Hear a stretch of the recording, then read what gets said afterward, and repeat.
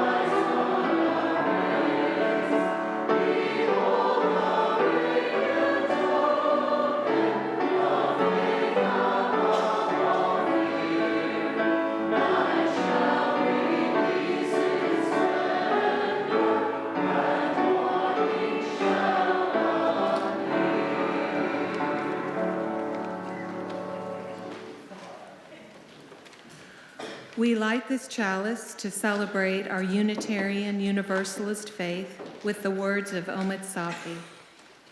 Have a heart like incense. Burn and lend your fragrance all around.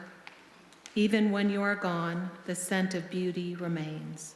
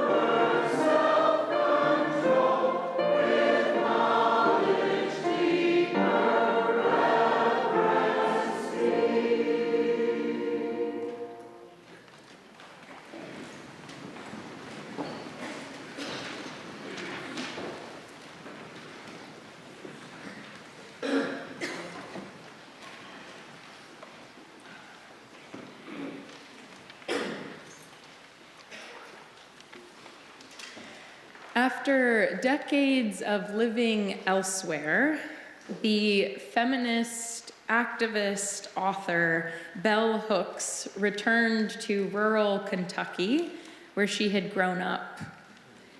And one of the works that came out of this return home was Appalachian Elegy, Poetry and Place, Kentucky Voices. In this series of poems, Hooks describes the haunting beauty of her home while exploring the ways her identity was formed from growing up Black in Appalachia, a place predominantly described and claimed by white voices. And here is the first poem in Appalachian Elegy. Hear them cry, the long dead, the long gone. Speak to us from beyond the grave, guide us, that we may learn all the ways to hold tender this land. Hard clay dirt, rock upon rock, charred earth. In time, strong green growth will rise here, trees back to life, native flowers pushing the fragrance of hope, the promise of resurrection.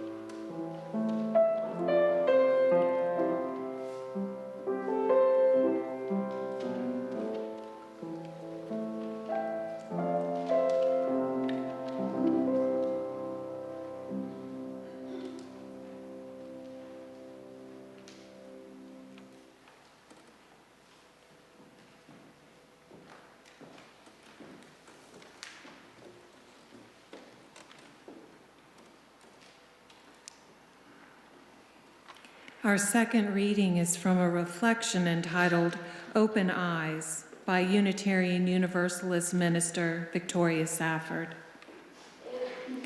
To see, simply to look and to see, is an ethical act, an intentional choice.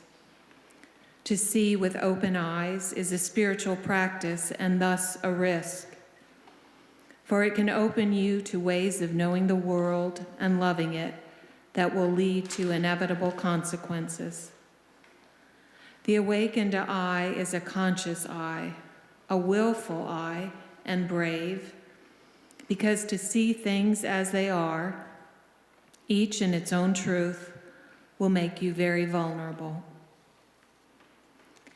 Think of yourself as a prism made of glass, reflecting everything exactly as it is, unable to exist dishonestly, reflecting beauty where there's beauty, violence where there's violence, loveliness and unexpected joy where there is joy, violation where there's violation. That kind of seeing is a choice, and it is a sacred practice. To see clearly is an act of will and conscience. It will make you very vulnerable. It is persistent, holy, world-transforming work.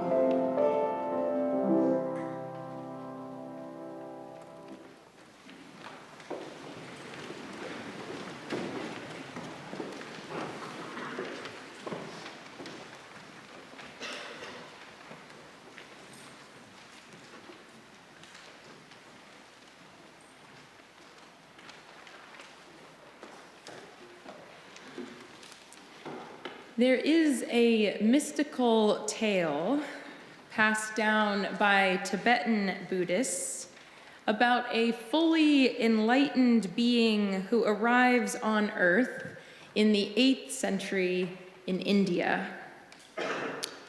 As the story goes, travelers exploring a remote region came across a lake and stopped to rest by the shore. While they were resting, a large lotus bloom opened and revealed an 8-year-old child. When one of the travelers asks the child, "Who is your mother? Who is your father? Which caste and country do you belong to?" The child replies, "My father is the self-arisen Samantabhadra. My mother is the sphere of reality, Samandahabdri. My caste is the union of primordial wisdom. And my name is the glorious Padmasambhava." Needless to say, the travelers are stunned by their encounter with such a wise and eloquent child and hurry home to tell their king what they have seen. And after going to see for himself, the king is said to have adopted Padmasambhava, the lotus-born, as his child and spiritual guide. Years later, Padmasambhava made his way to Tibet, where it is said he visited every valley on foot, spreading the teachings of the Buddha and thus bringing Buddhism to Tibet. Padmasambhava is said to have helped dozens of others to be liberated from the cycle of birth and death to attain enlightenment. Devotees of Padmasambhava also revere him for his enlightened understanding of time. For Padmasambhava, the past was not something we leave behind, and the future could be known by paying attention in the present.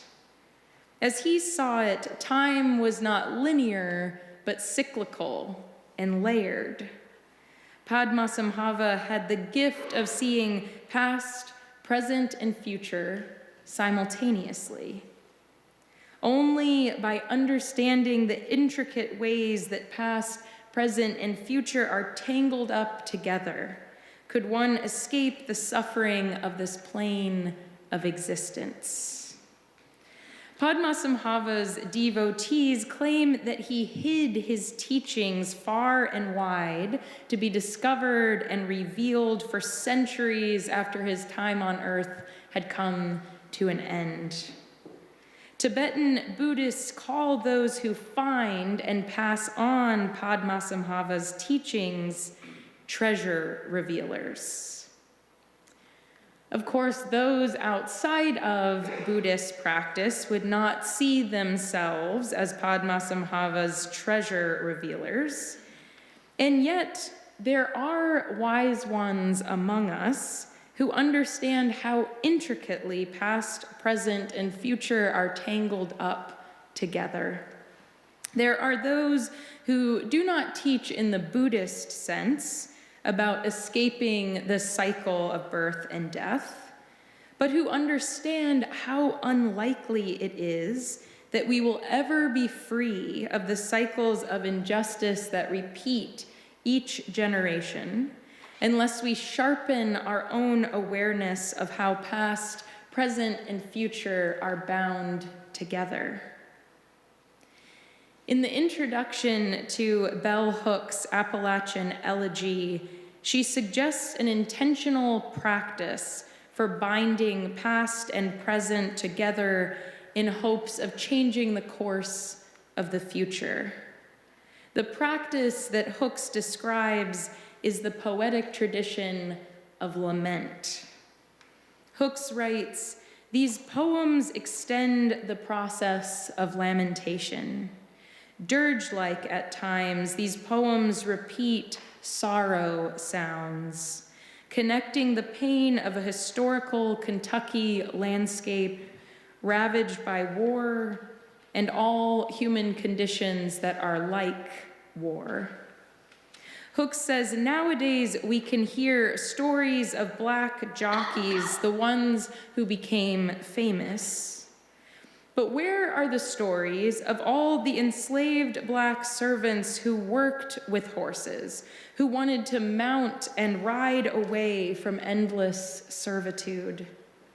Those stories are silenced. What use is lamenting, we might ask? What good can it do to dwell on the past, on what is lost?" Hooks writes, "These poems of lamentation allow the melancholic loss that never truly disappears to be given voice. Like a slow, solemn, musical refrain played again and again, they call us to remember and mourn, to know again that as we work for change, our struggle is also a struggle of memory against forgetting. To lament is to remember what is painful to recall.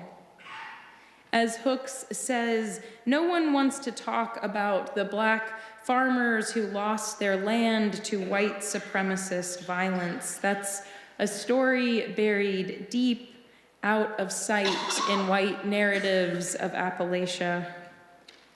In one poem, One Lament, Hooks longs for the stories of her ancestors, long buried under hard clay, dirt, charred earth. She writes, "Bequeath to me the hoe, the hope, ancestral rights to turn the ground over, to shovel and sift until history, rewritten, resurrected, returns to its rightful owners, making way for new endings." Hooks tells us that there can be no liberation from a generations-long cycle of injustice without remembering what has been willfully ignored, pushed aside, and buried. If we do not take the present time to look honestly at the past, Hooks warns that we will remain stuck, our children and grandchildren, lifetime after lifetime, in the same cycle of suffering. And the future will look much like the past. What wisdom does Buddhist practice offer about breaking free of well-worn patterns of thought and action? How do we break free of generation to generation cycles of suffering? The Buddhist sacred text, known as the Pali Canon, is believed to record the Buddha's words of instruction. One passage in the Pali Canon is titled 33 Synonyms for Nirvana. In this passage, the Buddha says, "Monks, I will teach you the unconditioned path leading to enlightenment. Listen, monks, I will teach you the truth, the far shore, the very difficult to see, the peaceful, the deathless, the sublime, the unailing state, nirvana, freedom, the destination and the path leading to the destination." Then the Buddha asks and answers his own question. "And what, monks, is the path leading to the destination? The destruction of lust, the destruction of hatred, the destruction of delusion. This is called the destination." In another passage of the Pali Canon entitled "The Tribulations of Unreflective Living," the Buddha refers to those who do not reflect deeply on the way they live as uninstructed worldlings. In this passage, the Buddha is telling his students again about the path to nirvana by explaining more about what he means by the destruction of lust. He says, "Monks, when the uninstructed worldling experiences a painful feeling, he sorrows, he grieves, he laments, he weeps, beating his breast, and becomes distraught. While experiencing that painful feeling, he harbors aversion toward it. While experiencing pain, he seeks delight in sensual pleasure. For what reason, he asks? Because, he continues, the uninstructed worldling does not know of any escape from painful feeling other than sensual pleasure. When he does not understand pain, the underlying tendency is to ignorance." Bell Hooks would have us sit longer with pain, with lament, to feel all the contours of hatred and grief. Hooks would have us recall what is painful to recall without turning away, without giving into denial, without accepting delusions as history. In her words, hear them cry, the long dead, the long gone. They speak to us from beyond the grave. Guide us that we may learn. Then in time, she says, strong green growth will rise here, native flowers pushing the fragrance of hope. The Mahayana Buddhists who observe Nirvana Day spend time in solemn reflection about attachment and suffering, the cycle of life and death. And they come together to celebrate the Buddha's attainment of nirvana and the capacity for enlightenment in each of us. We might learn from their practice and reflect in our own way on what it is to be stuck repeating the past, pausing to reflect on the times we misuse enjoyment to avoid or deny pain, and commit again to break free of the delusions that keep us stuck. In language from our own faith tradition, Unitarian Universalist minister Victoria Safford says, "To simply look and to see is an ethical act and intentional choice. The awakened eye is a conscious eye, a willful eye, and brave. Because to see things as they are, each in its own truth, will make you very vulnerable." Safford says, think of yourself as a prism made of glass, reflecting everything exactly as it is, unable to exist dishonestly, reflecting beauty where there is beauty, violence where there is violence, loveliness and unexpected joy where there is joy, violation where there is violation. That kind of seeing is a choice, and it is a sacred practice, she says. To see clearly is an act of will and conscience. It is persistent, holy, world-transforming work. May our eyes be awakened, conscious, willful, and brave. May we learn to see things as they are and be changed by what we see. Blessed be. Amen.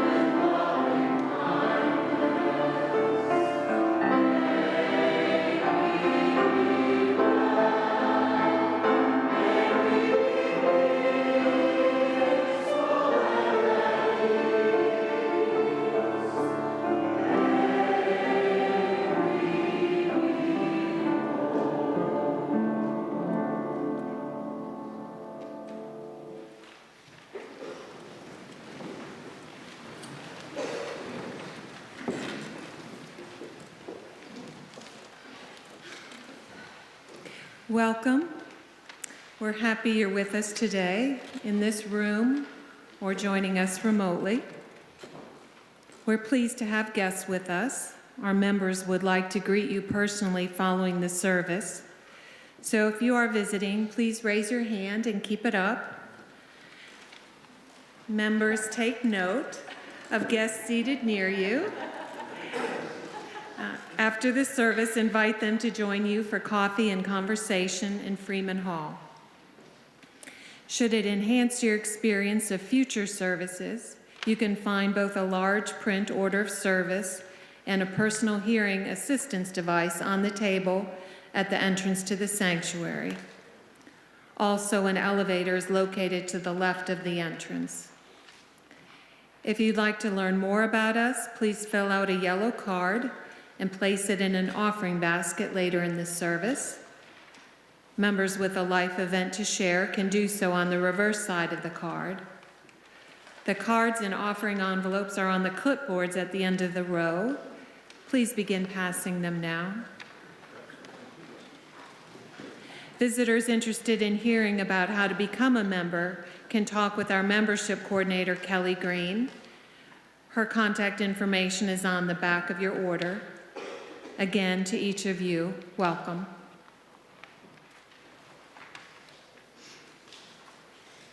Years ago, when I told my friends that I would be attending a Jesuit university to learn if God really does exist, they were mostly supportive.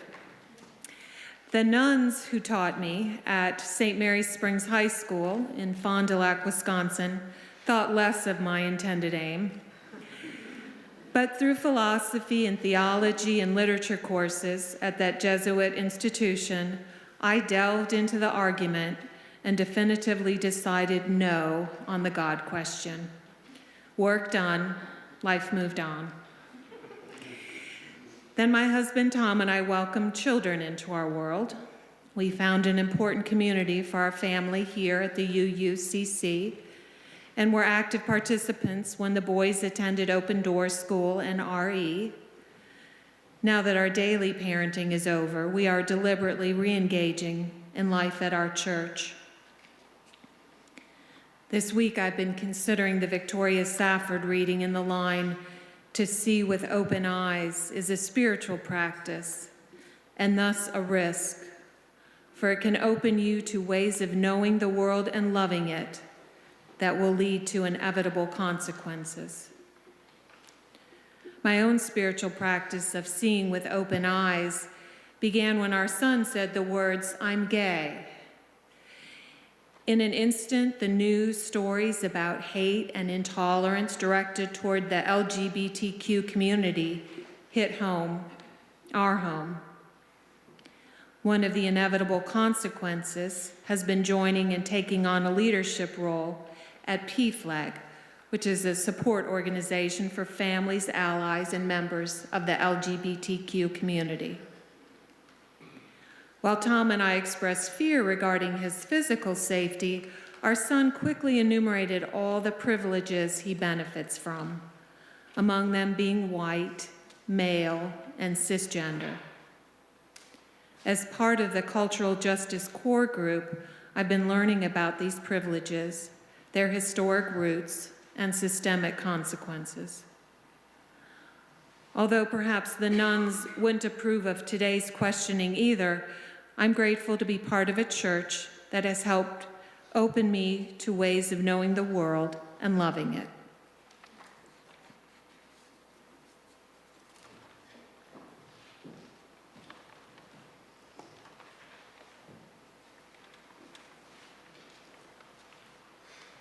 Thank you, Eileen. As we turn to the concerns of our congregation, it is my pleasure to invite forward Jim Van Fleet to speak on behalf of our stewardship team.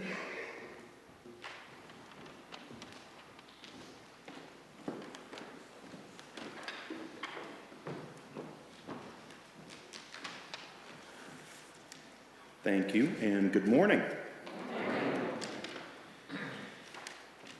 It is a beautiful idea to see the past, present, and future at once. As a UU, I am free to imagine that the Lotus-born experienced and understood what Dr. King would refer to years later in his letter from a Birmingham jail as the inescapable network of mutuality, the single garment of destiny.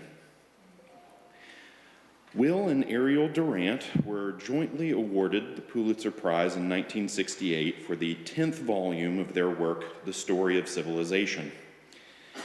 In their coda, the lessons of history, reflecting on their life's work of 11 volumes of philosophy delivered over 40 years, they write, "There is no significant example in history before our time of a society successfully maintaining moral life without the aid of religion.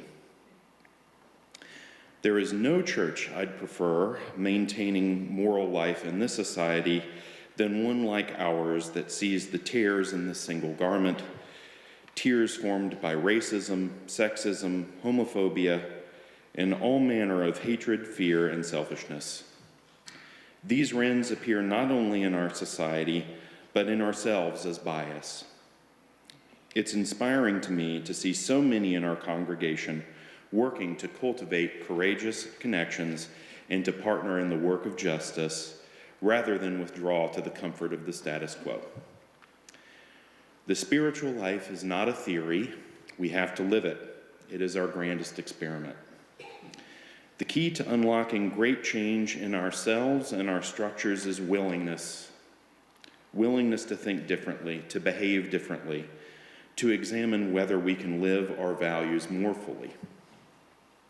I believe giving is the thread in that fabric, that mutuality is incompatible with fear.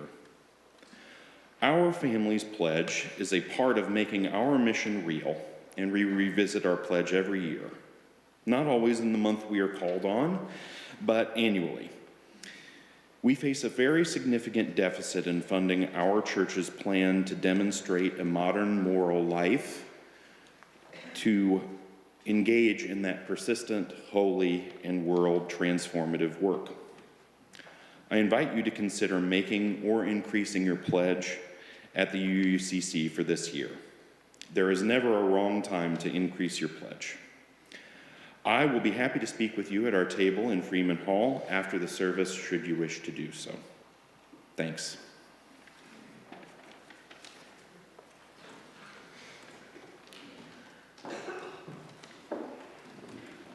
Thank you, Jim. Amen.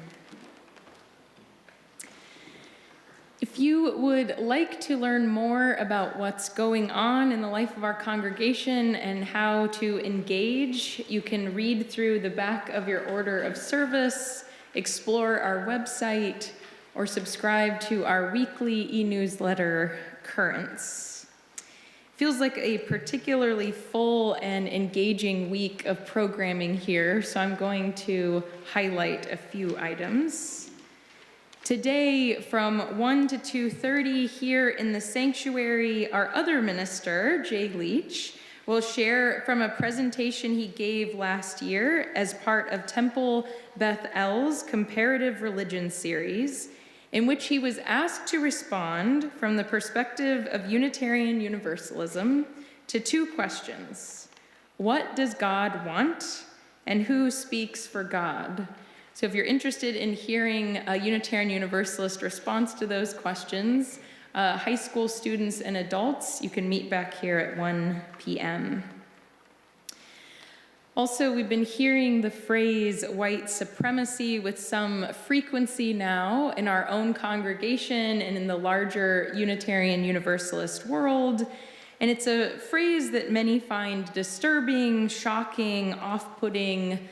And our minister, Jay Leach, welcomes both those who are struggling to understand why we're using this language and those who find it accurate and appropriate to engage this topic in a spirit of curiosity and compassion tomorrow night and the following Monday night in the Bernstein Room. This Wednesday in Freeman Hall, I am going to lead another family ministry event. This one starts at 6. We start with a very informal worship service. Anyone is welcome to attend. And we finish with a potluck dinner for all ages. And last but not least, rounding out the week ahead, this coming Saturday, we're going to have a potluck and game night for all ages. We hope you will bring a dish and your favorite board game to share, and we'll spend time socializing together in Freeman Hall. We work together to create a community here where we can push ourselves beyond our comfort zones and challenge ourselves to continue learning and growing. And we work together to make this a place where we can gather to unwind and laugh and enjoy one another's company. In the midst of it all, we come together to be the community able to hold each of us in our times of need. Today, we hold in our hearts and prayers our members who are dealing with health concerns related to this cold and flu season. We wish you all speedy recoveries. If there is an occasion or remembrance or experience in your life that has felt particularly meaningful to you this week, you are invited later in the service when the offering baskets are being passed and the music's being played to come forward, member or visitor alike, to light a candle in silence.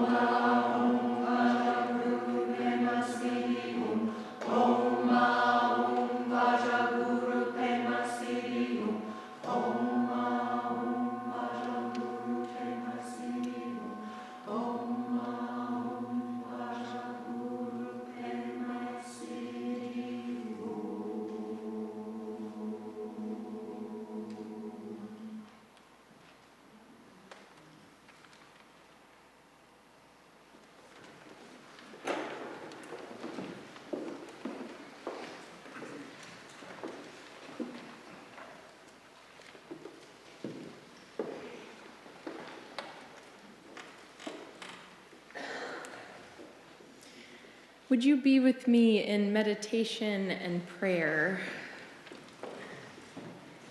Filling your lungs with as much air as you can take in and holding it a moment and letting it go.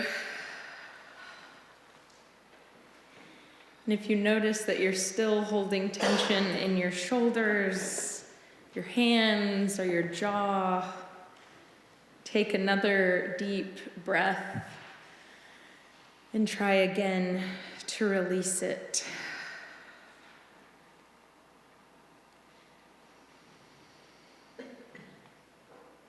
For the times we avoid difficult conversations, hide from a truth we do not want to face, deny our own pain or the pain of others, may we be forgiven.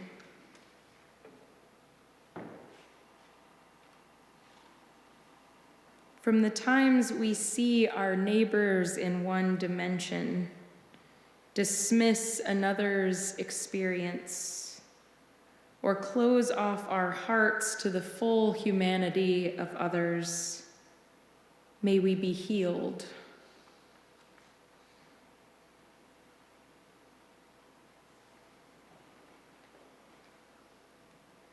From the delusions that keep our vision narrow, keep our good intentions stuck, and our relationships dishonest, may we be liberated.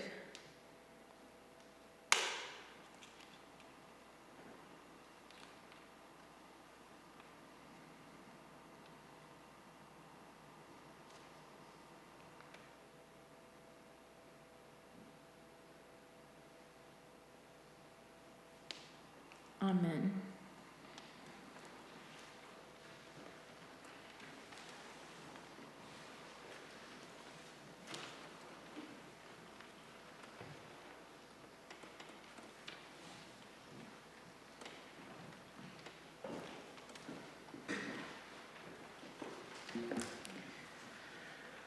According to the psychologist Paul Bloom, we are constituted so that simple acts of kindness, such as giving to charity or expressing gratitude, have a positive effect on our long-term moods. The key to the happy life, it seems, is the good life, a life with sustained relationships, challenging work, and connections to community. We will now both give and receive our offering.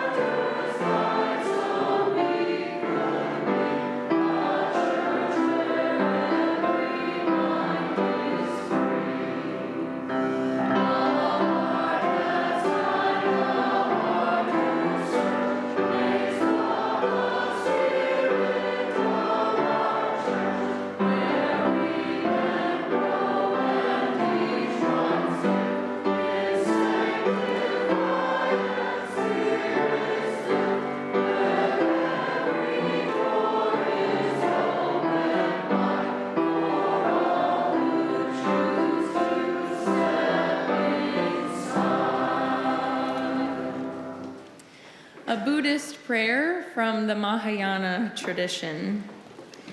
May your heart remain open.